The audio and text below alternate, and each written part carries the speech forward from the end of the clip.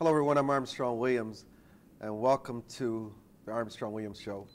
We're in Flint, Michigan. We're at our WEYI NBC affiliate, and it's what we call community development. You know, there was a time in television history when you had community relations where people would go out into the community and take the pulse of the community to find out exactly what it is that people care about, what we need to change, and what we need to do better. Much of that has changed so much today. We wanted to come to Flint, Michigan to introduce ourselves as the new owner of WEYI NBC 25, but also as a television and radio host. I wanted to continue in my media capacity to go into communities, bringing stories firsthand that people care about. And obviously in Michigan, the right to work is a big issue. I don't know if you're aware of this or not, many of you are. But at the beginning of 2013, almost a year ago, March, the right to work was passed under Governor Snyder's leadership. What is intriguing about the right to work, it was passed where union contracts were to expire. The unions became very crafty and very clever and decided to extend those contracts even more. And so while half the state and others are under the right to work law, many are not. Interesting enough, in the city of Detroit, which is about an hour and a half from where we are now, they extended their union contract to almost 10 years.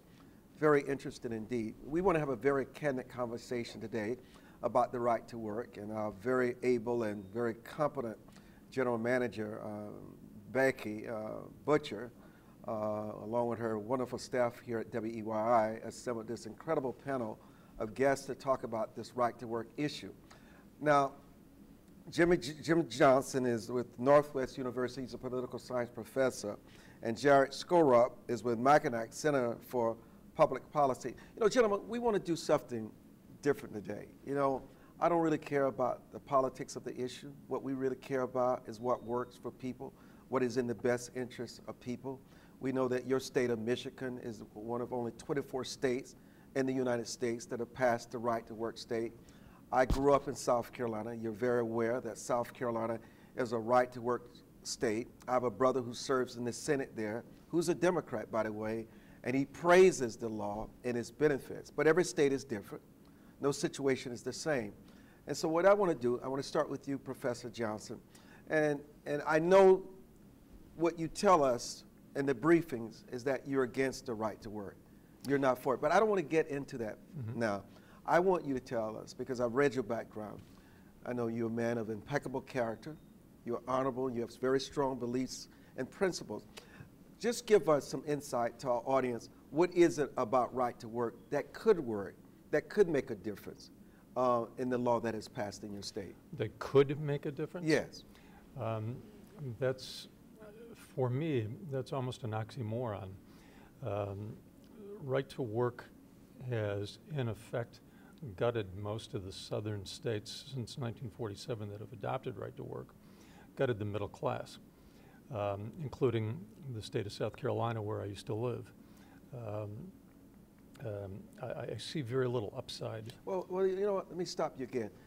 Our audience would want to know, how has the law gutted these states? Explain that to us in more detail. Absolutely. If you take, for example, I did research and looked at everything from high school graduation rates, average hourly income, wage rates, health care, access to health care, those that are insured. You look at any quality of life aspect of all 50 states, and then you rank them top to bottom.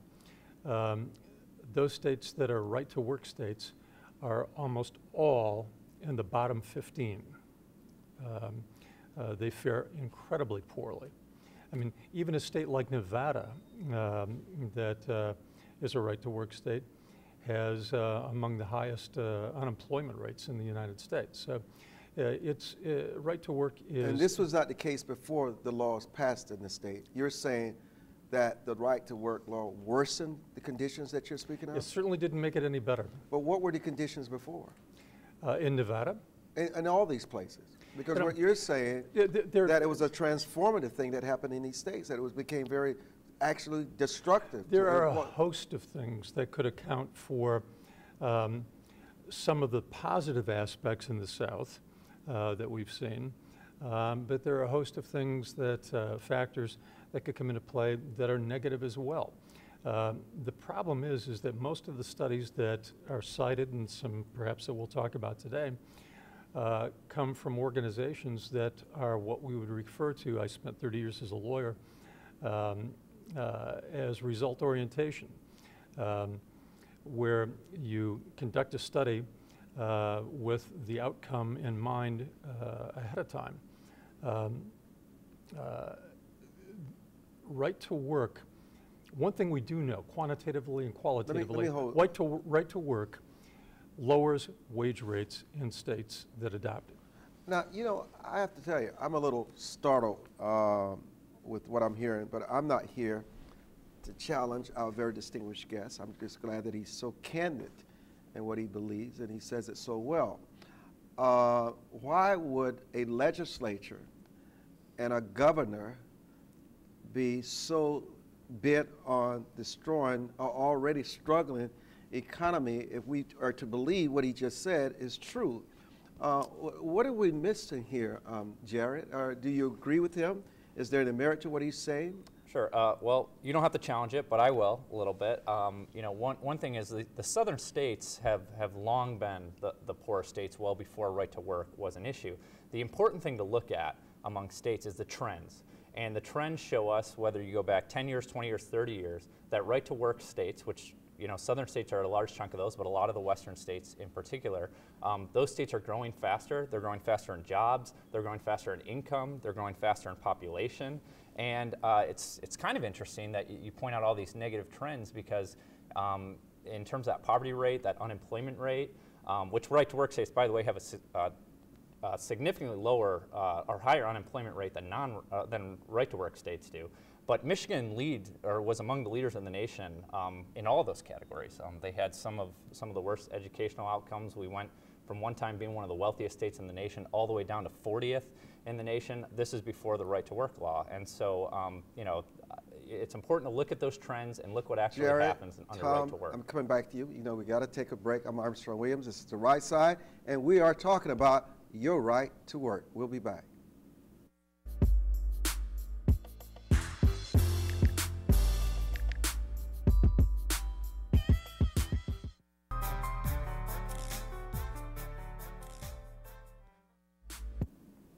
And welcome back to the show. I'm Jarrett, and Tom are still with us. Jarrett, please continue this discussion on the right to work. Well, first of all, I mean, we should point out exactly what right to work means. And right to work is really simple because a lot of union labor law is governed at the federal level. So at the state level, passing right to work law means somebody cannot be fired for not paying dues or fees to a union. So that's what the law did here in Michigan. That's what it did in other states. And it's a pretty simple law.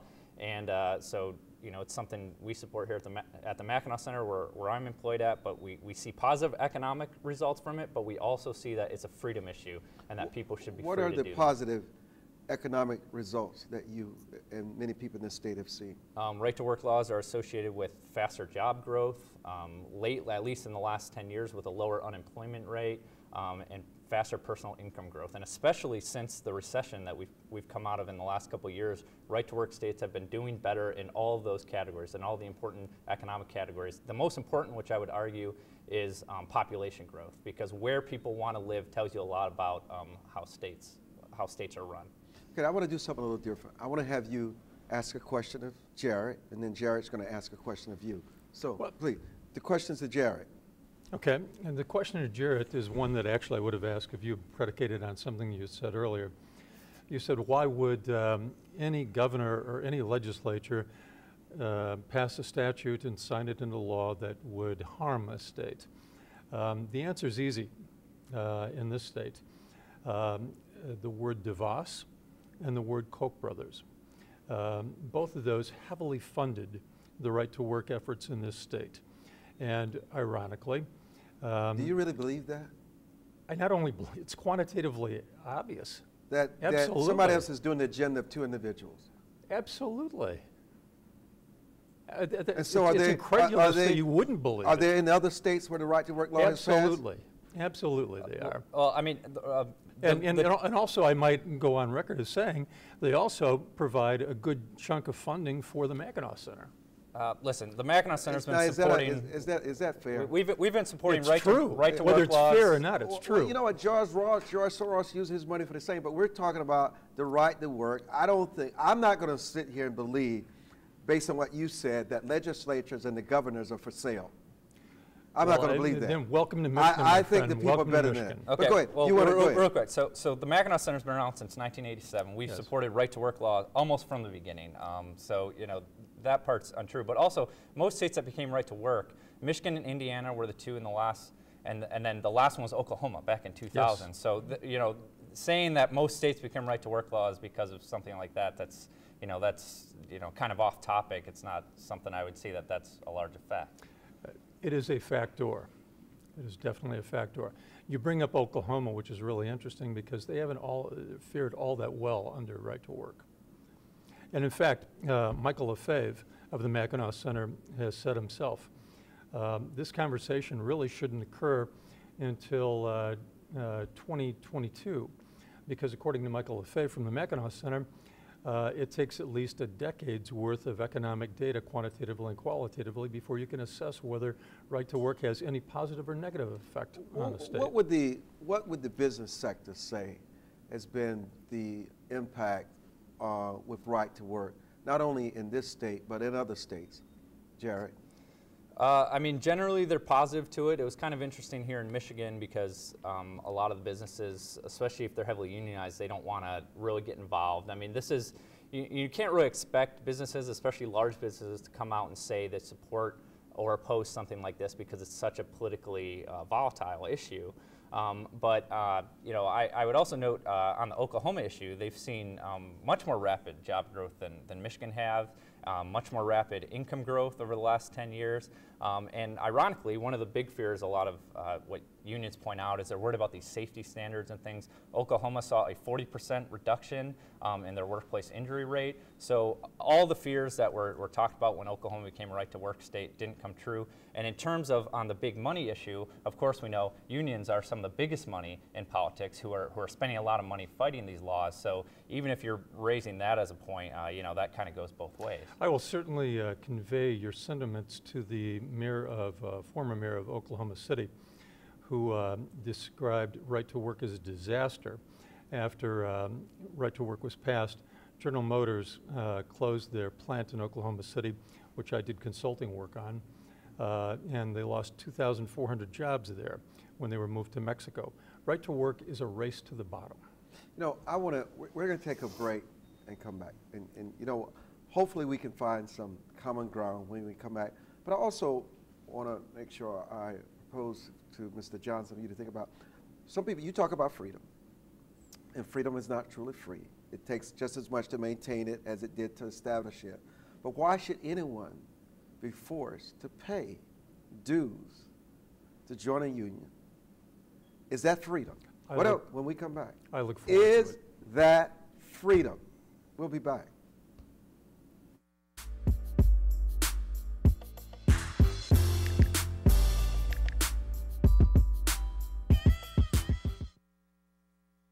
And welcome back to our show with Jarrett Skorup and Jim Johnson. Should an employee, as a requirement to be employed, be forced to pay dues? Is that freedom? You know, it's interesting. We see this often. Whenever right to work issues are discussed and the proponents of right to work are confronted with quantitative and qualitative evidence that makes life difficult for them, they fall back on the libertarian aspect of it. So let's focus on that for a second. From the libertarian aspect of it, the flip side of your question is equally applicable here, salient. Is it fair for, under right to work laws, some union employee or some employees to not pay, but to benefit from all of the aspects that unions bring to the workplace? What are the builders? Well, maybe you need to remind us what those benefits are. $1,500 a year on an average of higher wages. 2.8% higher likelihood that you'll have health care benefits. The list goes on. Jarrett? So, that's really at the crux of this issue. And from our standpoint, that nobody should be forced to pay money to what is ultimately a political organization in order to keep a job. And, so the issue with making people do that is if we have all these benefits from unionization, if they're such a great thing for people, then people should choose to do that themselves. Nobody goes around to businesses around the state of Michigan and says, you have to join the Chamber of Commerce. What they do is those businesses decide it's worth it to pay my money voluntarily to do that, and I get benefits from it. Well, that's how it should be with unions. Well, how ironic that you bring that up, though, because Chamber of Commerce, ironically, denies benefits to its member organizations if they don't pay dues. Right. So I mean, that's and if unions supported that, they could get rid of, they have exclusive agreements with workers, and they support that. What happens is the union says they want to represent all workers in the workplace. We would support getting rid of that, saying that, you could negotiate with the union, but other employees should be able to do what they want. The problem is unions fight against that because it helps their bargaining power to represent every worker. I have another question for you. For me, and I'm talking to every average American here in Flint and the Saginaw area, if something is so good for me, if it has my best interest at heart, and if it's fighting for me, I'm getting more money, I'm getting more benefits, then you don't have to force me to join. I would want to join. There would be a floodgate. So if it's so good and so great, why is it mandatory that you pay these dues? If it's so great, you should want to join and pay the dues at will. It should be your choice. It's amazing for folks that advocate libertarian. I'm not advocating. I'm just talking as an individual. Okay. If it's so great, why are they not knocking on the doors? I'm going to get this out irrespective.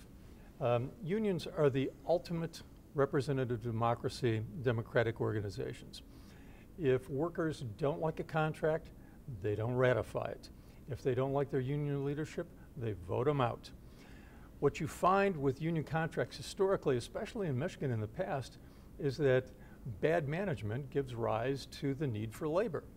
And when you talk about political unions as political organizations, that's laughable because the other side of that equation is that corporations, especially in Michigan with the right to work, backed financially this legislation. ALEC, for example, nationwide is incredibly involved in promoting right to work. So, I mean, it's ludicrous to say that it's a one-sided setting. Well, I mean, of course, the point on that is that no business or of those other organizations can coerce money from people, which unions can, and that's what's happened here in Michigan. And if you talk to the largest teachers union here in Michigan, if you look at their financial filings, they say they spend 11% of their dues money on representational activities. So the vast majority of their money is spent on all kinds of other things, whether that's politics, whether that's the pensions, the healthcare costs for their actual employees, whether that's the pay for their executives. So they're spending very little money on the actual local bargaining act, which is what they tell their union workers that they're there for. Very little money out of 11%. Geez, the math just doesn't seem to work, Jarrett. They spend 11% on yeah, local I understand that. So here's the real question for you. Can the unions do a better job of representation? I know that you talked about what has happened in the past, and obviously the past is the past. But are we at a place now where the unions could compromise? Because when I speak with people who have issues with unions, they feel that the unions have lost touch with themselves, with their employees, and they no longer represent their interests. They represent a larger agenda, which sometimes they say is political. Obviously, we move in different circles. The folks I speak to come up with different conclusions. And what are their conclusions? Their conclusions are that the union still represents their interest. I mean, obviously, if it didn't, they'd vote them out. There are criticisms, Mr. Johnson, of the not only of the unions, but also a criticism of the kind of work that Jarrett can do. We all can do better. There's got to be some room where you can at least concede that the unions can do a better job than what they're doing in order to do a better job for their employees and people they represent. But right to work is not the answer. Right to work is conducting surgery with a chainsaw instead of a scalpel. I don't think, many people would say we wouldn't get to right to surgery if the unions were delivering. And if management were better and had been better, we wouldn't need unions in the first place. So one of the great things about right to work, the most important thing is that unions have to really care about what every member wants from them, and they have to take into all their consideration, because the issue is in right to work is very few workers actually voted to initially put into place the unionization in their workplace. A lot of them have been unionized for decades, have been around for a long time, particularly in the public sector. And we'll be back.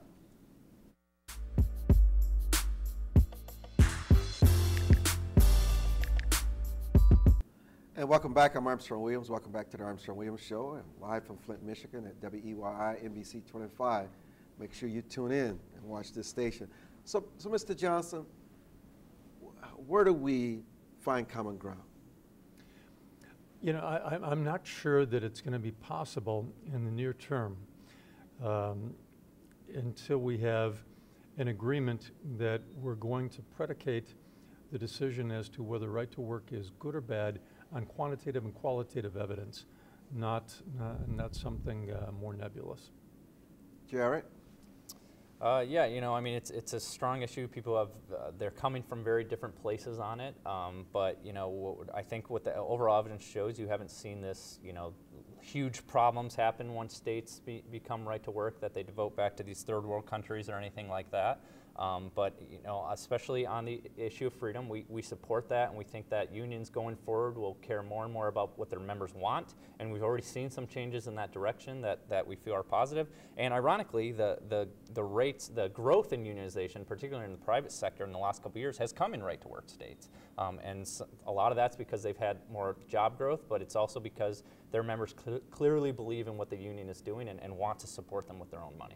Mr. Johnson, if someone wanted to contact you and follow up and get more information, how do they do that? They can reach me at Northwood University, or they can, I'll leave information available here at the station, how they can contact me by email.